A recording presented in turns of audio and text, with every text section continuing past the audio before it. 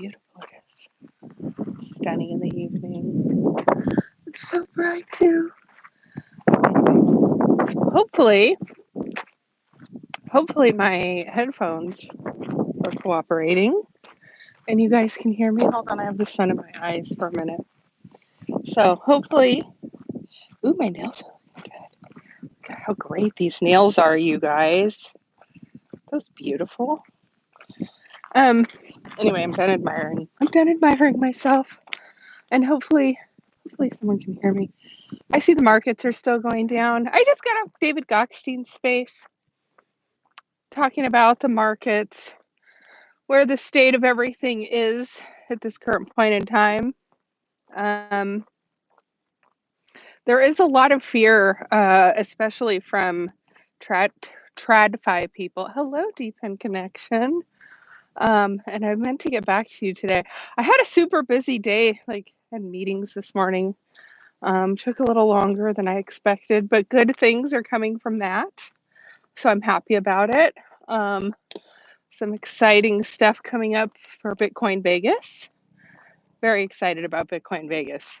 I've already booked my hotel room and I have started to plan some stuff for the event. So I'm really happy with the way things are all coming together for that. So I'm trying not to focus on the markets and what the markets look like right now because the markets are bad and a lot of TradFi people, they are thinking it's going to be worse. And they are saying that even if Trump is trying to force Jerome Powell to cut the cut rates, whatever I'm trying to say. Even if Trump is trying to force that, which they don't think that Trump or that Fed Powell will go forward with it because he's not one to be like strong armed into anything. And so,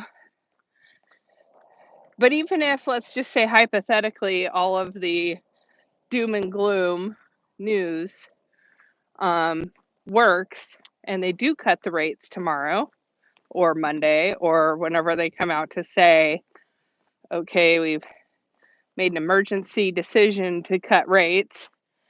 TradFi thinks that the market's still going to go down because there's just no money coming into the market. And in addition to the fact that there's no money coming into the market, Americans are going to have to pay more for goods. Now, I saw one person saying, okay, so, the American-made bike is now going to be cheaper and the bike coming from China is going to be more expensive and that it's really a moot point. You're just going to shift where you're sourcing your goods from to American made. So,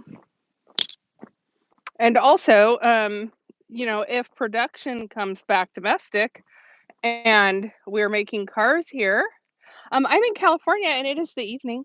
The sun is starting to set. And I'm out here on an evening walk. How beautiful it is. Snowing around. Thank you for being here. So if jobs come back domestic, there's more people here paying taxes domestically because more jobs are coming back, over here. So if there's more jobs and there's more taxpayers, then it's going to stimulate the economy. In addition to the fact that the people that want to get out of loans that they're in or want to refinance just to free up some extra capital. I think that's really what we need to see. And again, on my live stream today, I was talking about whether it would be a 0.5% or a full percent that the rate cut is. A 0.25% does not get the markets very excited. And hello, Diego, welcome. I love Florida. I've been to Florida a bunch. Been to Tampa the most. I've been to Miami a few times. I've been to other parts like Orlando and stuff like that. Florida's great. I love Florida. There's not a lot of states in the U.S. because I live in California and, we just have amazing landscape here, and the weather is great. So there's not a whole lot of states that I would move to outside of here. Although I say that, and I'm pretty adventurous, so I'm okay living pretty much anywhere. But like states that I want to move to, one is Florida. Oh, you're in St. Pete. Oh, recommend St. Pete for the summer. Yeah, so I spent some time on Anna Maria Island. And Anna Maria Island was beautiful. St. Pete was cool. I went to some other little beaches around there, like in the Tampa area. Um, but yeah, I still have like friends and family out there in Florida. And then I have not been to PA. I've not been to Pennsylvania, but I'm supposed to go in like a couple of weeks. Supposed to be going to a wedding um, outside of Pennsylvania. Outside of, what is it called? Philly. Right outside of Philly. There's like a wedding I'm supposed to go to right outside of Philly. So, but yeah, I agree. Oh, thank you. My skin is glowing. Yeah, I'm just out here moving my body, getting a workout before the sun goes down. I'm trying to do a full marathon this year, and that's 26 miles. I did a half marathon and my time was really good. So, but I've had some health setbacks at the start of this year, so I'm trying to get back to working out. So I did a run earlier today that was just under 4 miles. So I'm doing an evening run now. Thank you, Jeremy. That's so sweet. So I'm doing an evening run now to get a little bit extra exercise and get my body used to all the added movement and stuff. I have not done a triathlon. So, but I do cycling classes. And I love my cycling classes. The one thing is the swimming. Like I'm not the best. Like I'm a good swimmer, but when it comes to doing like Olympic style swimming, and it's so funny because my daughter's on the swim team. She's kicking butt now too. So I'm sure if I just like put my mind to it and like with anything. Um, so yeah, with anything, you you have to push yourself to get better and hone the skills. Like with my live streaming, I was talking about it earlier today.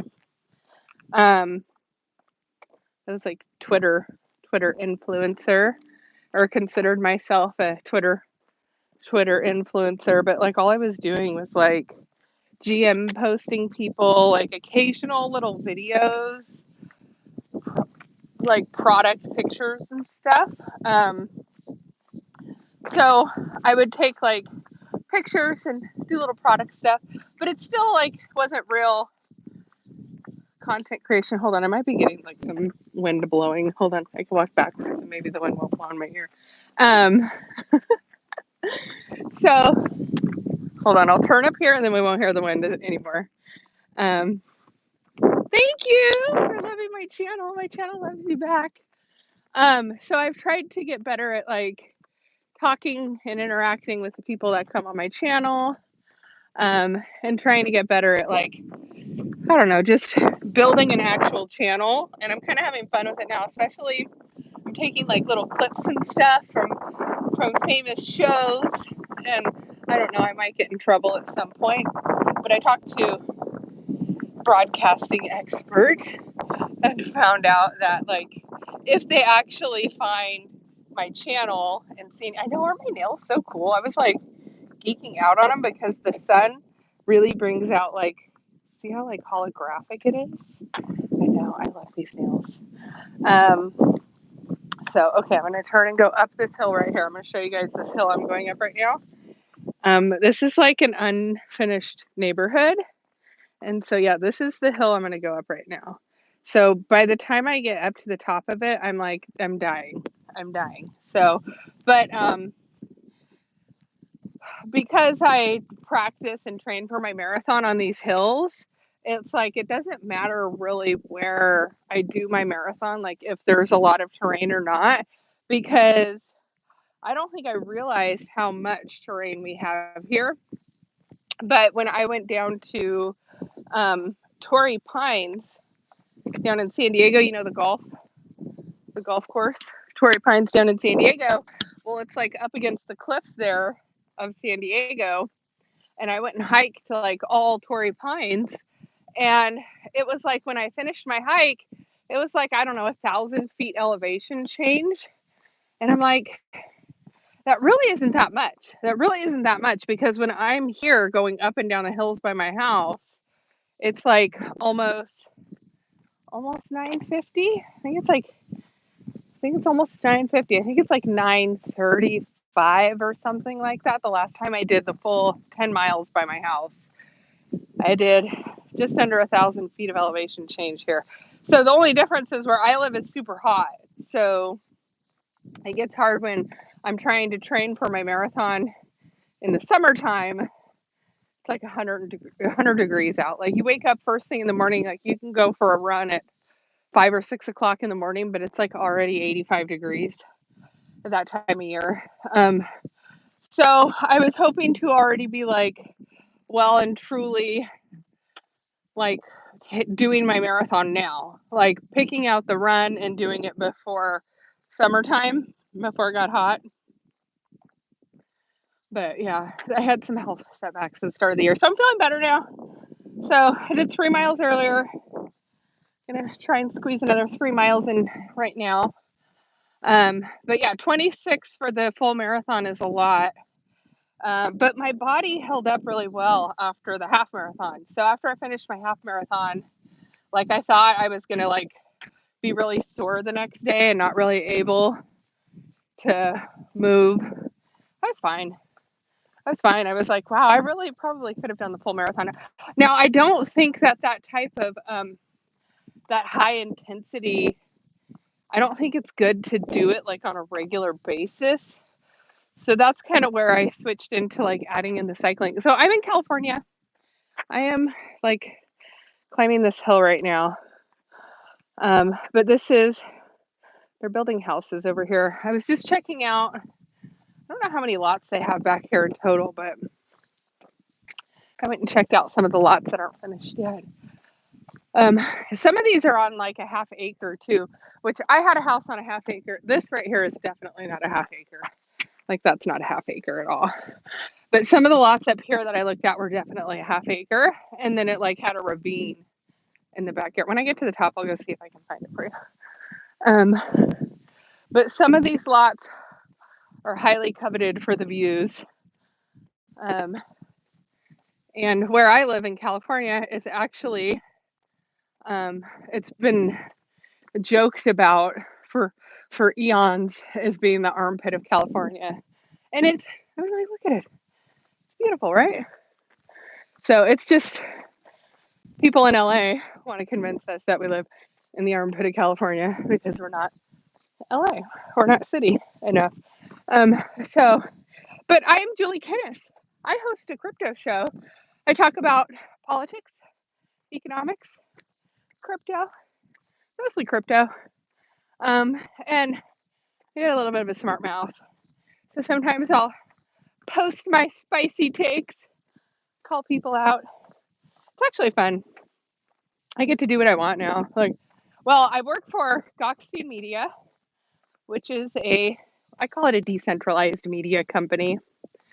So you don't know anything from outside your country. You're from Saudi Arabia. Trying to think. My parents were in the oil industry, and they used to do some work over in the Middle East.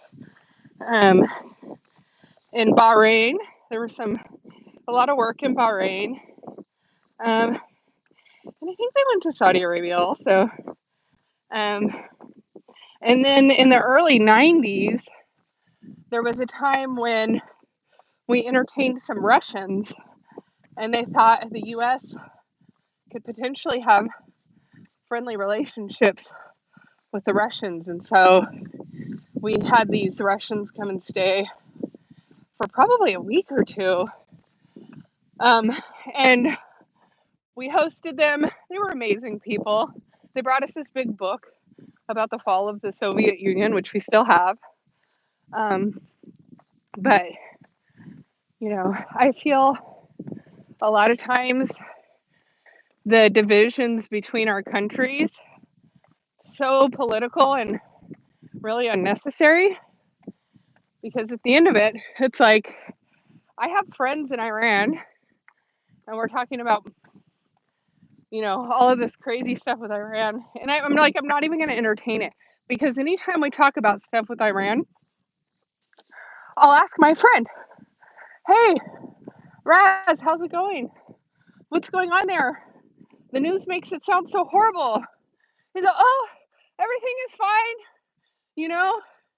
Same thing. Like we're still under Islamic rule. So, I can't go play my music in the public like I want to, but everything's fine. I just live a normal daily life. So I don't believe what the American media tells me. And this is why I love what I do. And I get a chance to do decentralized media. So you don't have that like middle person who's making up lies, filling an agenda. And that's really what I feel like a lot of media is. And growing up, like I grew up in a house where, we were very structured, business-like, and formal. Not always formal, because we're a little crazy too. But the house that I grew up in, we always had the news on, because it was like current events are so important to what we're doing and what our jobs are doing and what we're paying for the price of goods and things like that. So I've always been tapped in to the news. And I used to believe it all. I used to watch, listen to NPR in my car. I remember thinking, NPR at one point for me was like the pinnacle of news. You just realize they're all just lying to you. They're all paid to skew this agenda. So that's why. Sorry, the wind is blowing, guys. If you're still listening to this, I'm sorry. I think I'm going to turn right here and then we won't have it anymore. It's going to take you guys to the top. I don't know. The sun's going to set again. I shared the sunset with you guys the other day, and I don't know if we're going to get to see it again, but we're going to try. So we will try. So so pretty out there. Oh my gosh, the wind just won't stop though. It's okay. It's nice out and it's getting hot. So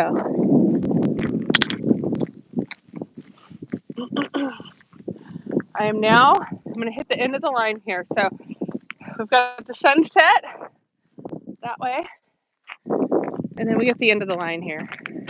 But we're going to keep going. We'll keep going. I like to go up this way. There's a way to go up to the top. Hold on. Yeah, up there. Go up there. You guys want to go with me? I don't know how the internet will hold up. Hopefully it does. So, usually when the sun starts to set, though, this whole mountain turns like a really pretty pink color. So it's really pretty this time of the evening. But I like to go up here. I have to hop a fence to get over there. And then sometimes this time of year, there will be snakes, especially out on this part. So I have to be careful, because sometimes I'll have my music too loud and I won't pay attention. And I won't hear the snakes because I have my music on. I was almost bit once last year. I felt something hit my leg and I turned around. I was like, I don't remember stepping on a stick or anything. And I turned around and looked, and it was like this snake, and he was rattling his little tail at me. And it wasn't a rattlesnake, but we do get rattlesnakes here. But it was when I found it. Not really wanting to get scared of snakes or bugs or reptiles or anything like that. So I can't believe I have a whole whopping 3 of you coming with me on my evening walk. Look how pretty it is. It's so pretty. So sometimes when I go up and hop the fence up there, it's private property on that side. I'm not supposed to be over there for one. So the ranch manager occasionally will stop me if he's over there, but I don't think he'll be there this late at night. Like, I'm more likely to see the ranch manager first thing in the morning because he'll come check on the animals and stuff, which is usually in the morning. And then I just like going up there because it's a good view. So Stephen says he's a hard pass on the snakes. Yeah.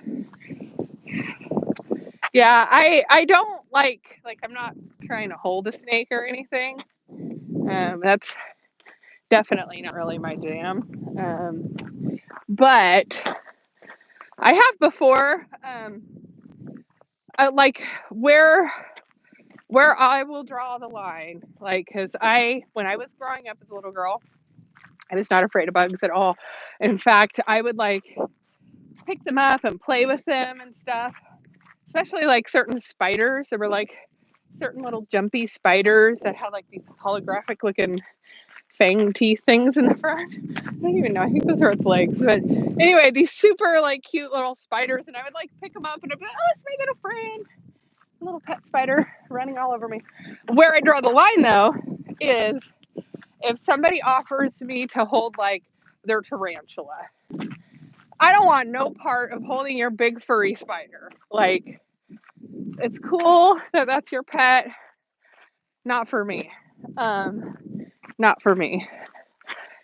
So yeah, and then when I went to Oregon last time to see my friend, we went to like this weird little like unauthorized zoo thing, and they had all kinds of weird just animals that they were rehabbing and holding and stuff like that.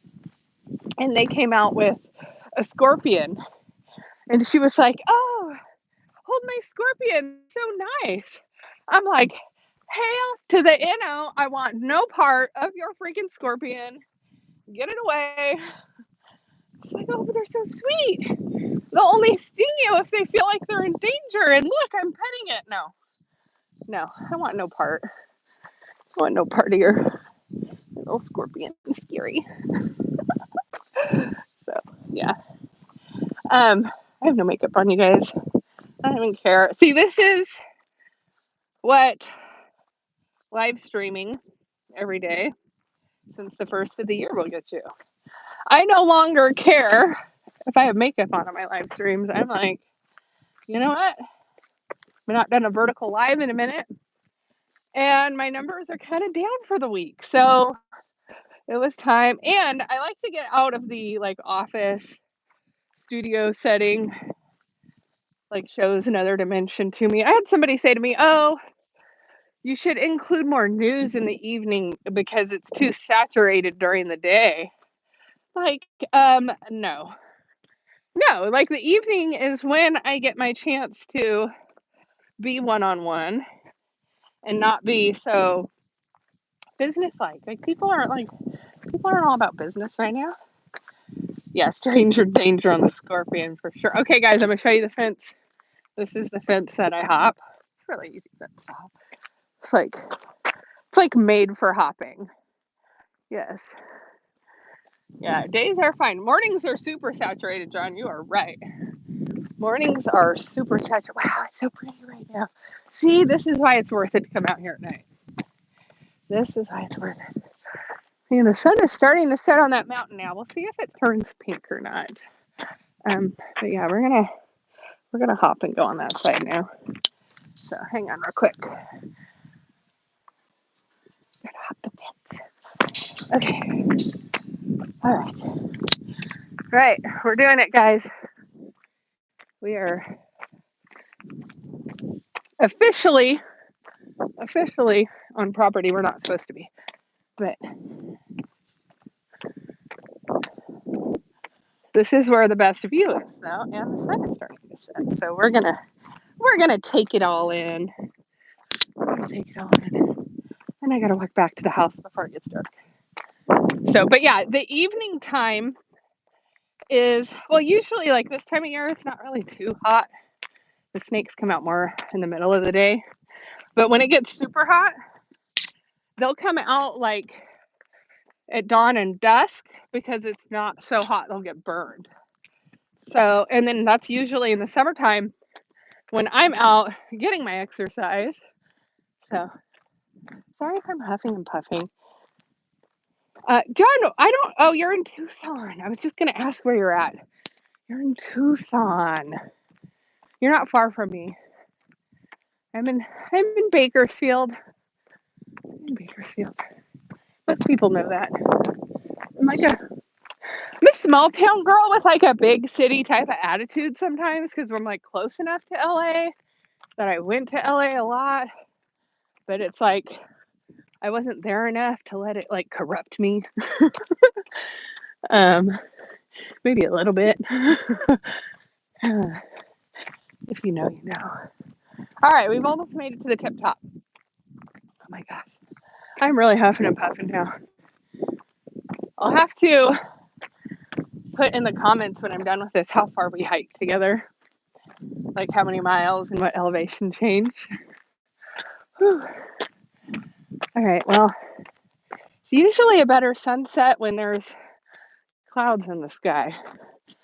But this is what we're working with for right now. It's not bad. It's not bad. Oh, the mountain's not really turning pink today, though. We got rugged. It's pretty, though. I don't know. I love it, guys. Been out here on a walk this whole time and no neighbors. I don't know. I like it. John knows what's up. He probably knows what's up. John, are you from Arizona originally? I've been out to Arizona a few times. I don't think I've ever been to Tucson, though.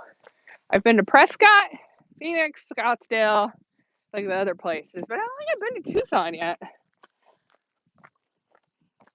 Do I burn calories for being present? Yes, you do. I'm gonna airdrop you a badge with how many calories you lost on today's hike. So, oh, it's so pretty right now. I love it. I love it out here. I don't know. And then I gotta go home. I gotta get my kids ready for bed. See, they're old enough. Like I make them dinner, I get them eating, and I'm like, okay, I'm leaving because I don't want to eat dinner. So it's like that time of the year, you guys. So, and we have been out on a hike for almost a full half an hour. Let's see, born in Massachusetts, GI family, Japan and Germany as a kid. Nice. My daughter was born in Australia, but we're not in the military. We were just adventurous people. So yeah, my daughter absolutely wants to go to Japan so bad. It's like she says she wants to go for her senior trip. I'm like, yeah, who doesn't want to go to Japan for their senior trip? Oh my gosh, and there she is. It's like I was just telling them, Amelia, LPS Angel Paws. It's my daughter, guys. Look at the pretty sunset. I took them with me to the water tower. We are hiking. So, yes, my daughter wants to go to Japan really, really bad. And so hopefully I'll be able to make that happen for her at some point. But this year, I think our big family trip is going to be to Hawaii. My kids have never been, and my best friend, she just moved to Hawaii, and her shipping container just arrived, and she's been unpacking her shipping container. She shipped her and her fiance's car and all of their belongings. And they said it would take 7 days to get the shipping container to Hawaii, and it took 14. So, which not that big of a deal. I mean, if you're traveling and moving to an island, you're living out of a suitcase anyway, like you're on vacation. It's just more of an inconvenience that it takes that long. When I moved from Australia back to the United States, because that was international and all of our stuff had to go through customs, that took a while. Like, I think it was probably 3 months I waited for my stuff to get through customs, to come all the way across the ocean like that. That was crazy, guys. But I'm super proud of her. She's from Bakersfield originally, and her parents moved up to Oregon, and she hasn't really like done a big move like that for herself.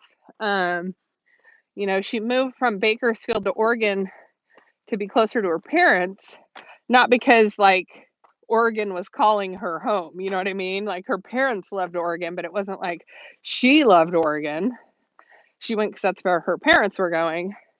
And she's been in Oregon, I think, like probably 12 or 13 years now. It's been a while. Oregon's been great for her. She met her fiance there. But yeah, they had an opportunity to move to Hawaii. Her fiance with a job. And so they basically made the decision, and it's kind of like my decision with moving to Australia. When you decide to like make a big move like that, I don't know if some people like plan that big move for like a year plus in advance or whatever, but I like to move pretty quickly on things. So for me and for her, that big move, it was about 90 days. It was like 3 months to scouting out, the jobs, the locations where you're going to live, like the whole get your bearings on everything, and then like making that decision of, okay, are we really going to do this? And then, man, once I get my mind set on something, I'm like freaking laser focused. Let's go. I've got a mission, and I'm not stopping until I am on the other side of this mission. And so, yeah. So anyway, she's on the other side of that mission now. She is now in Hawaii, unpacking her things and making her new house a home. And yeah, I think we're gonna be flying out there to spend probably the 4th of July with her. So started looking at flights, and it's not too bad. Like, I can fly out of LAX direct, and it's just slightly under 6 hours from LAX to the island, which isn't that bad. And then the times to leave also. Sometimes when I fly out, it's like they're putting me like the only affordable flights I can find are like red-eye flights. First thing in the morning, I got to be like flights leaving at 5 a.m. I got to be checked in at like 3 in LA. Like, it's fucking crazy, right? It's crazy. It's crazy. I'm not supposed to curse. I know that's hurting my engagement. So, it's crazy. So, but the flights going out of LAX to Hawaii, we're leaving at like 5 p.m. And I'm like, 5 p.m. So like I get there at 2 p.m., 3 p.m. So I like leave my house at noon. Okay, miss all LA traffic. And it was like the cheapest flight. It was like $400 a seat flying United. I think it was United. I usually fly United. Sometimes I'll do United. Sometimes I'll do, what's the other one I do? American Airlines. I don't like American Airlines as much though.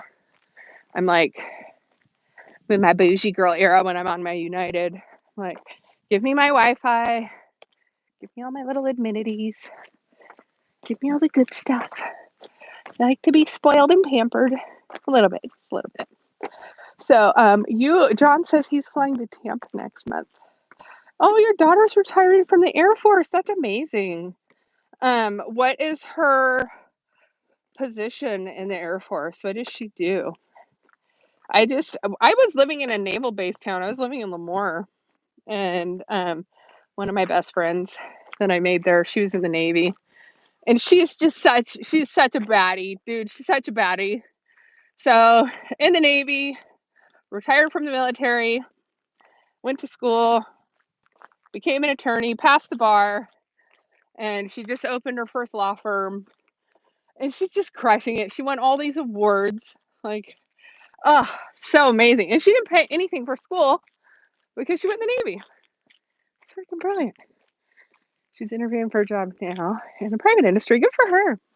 It's people like to knock military personnel and, oh, your country's not going to take care of you. That's such BS. Like, my grandpa was in the Navy. He was in World War II. They took care of him. It's people shouldn't believe everything they're told. They shouldn't. And she's like, she's going to be setting herself up for like so much success in life too. Yeah, it's really a respectable thing. It's really a respectful thing, especially like women who make that sacrifice to be in the service. It's not easy. It's not easy. I've done that whole relocation thing, being away from family. It's not easy. Look at the sunset's getting really pretty. It is pretty, and that mountain never turned pink, you guys. Wah wah. It is pretty tonight. So I will probably hop off for this evening. But if you have been here listening to me jibber jabber, I appreciate it. And hopefully you learned a little something new about me. So anyway, have a good night, and I will see you all. If you'd like, I will be back tomorrow at 1 o'clock Pacific time, talking about crypto news. Definitely more formal than this, but I do these too.